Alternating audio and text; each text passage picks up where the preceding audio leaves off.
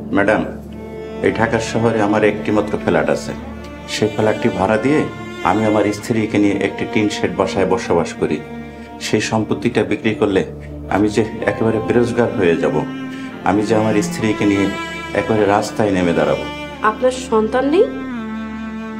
উকিল সাহেব, 2 মিনিটের জন্য একটু বাইরে যাবেন প্লিজ।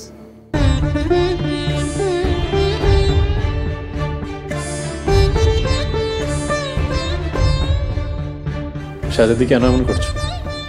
কিসের প্রতিশোধ নিচ্ছ? আমাদের দিকে তাকিয়ে দেন, আল্লাহ আমাদেরকে কি হাল করেছে।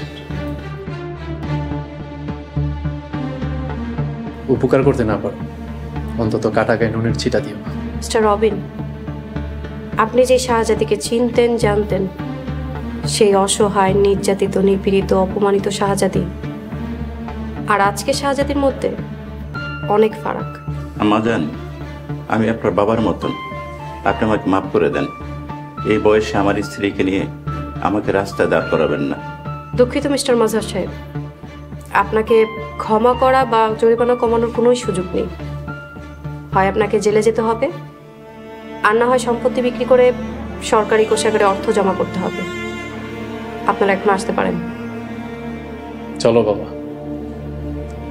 এখানে ভিখারির মতো দাঁড়িয়ে থেকে কোনো লাভ নেই। দয়ার বদলে প্রতিশোধের আগুনে জ্বলছে। চলো।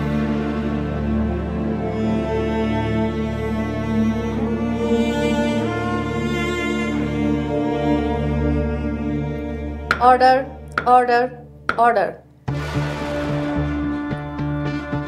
এই মামলার রায় পড়ে শোনানো হচ্ছে। আলোচিত মামলার সমস্ত সাক্ষীর সাক্ষ্য, পরিবেশ অধিদপ্তর, ফায়ার সার্ভিস, পুলিশ প্রতিবেদন এই কথা প্রতীয়মান হয় যে এলহাই ফুড কোম্পানিতে ঘটা অগ্নিকাণ্ড কোনো দুর্ঘটনা নয়। মালিক পক্ষের গাফিলতি, উদাসীনতার দরুন অগ্নিকাণ্ডে 7টি তাজা প্রাণ ঝরে যায়। কারখানাটিতে কোনো অগ্নি প্রতিরোধক ব্যবস্থা ছিল না। কর্মপরিবেশ ছিল অত্যন্ত অস্বাস্থ্যকর এবং কারখানাটির প্রকৃত অনুমোদন ছিল না। মৃতের প্রতিটি পরিবারকে 20 লক্ষ টাকা করে ক্ষতিপূরণ দিতে মালিক পক্ষকে আদালত আদেশ করছে। যদি মালিক পক্ষ জরিমানার অর্থ আদায়ে অসমর্থ হয়, কারখানাটির মালিক জনাব মাজহারকে আদালত জেলে প্রেরণের আদেশ করছে। জরিমানার অর্থ পরিশোধের জন্য 1 মাসের সময় বেঁধে দেওয়া হলো।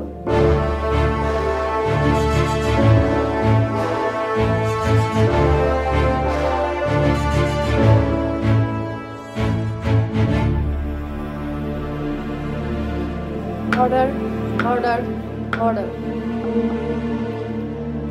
আদালতের কার্যক্রম মুলতবি ঘোষণা করা হলো।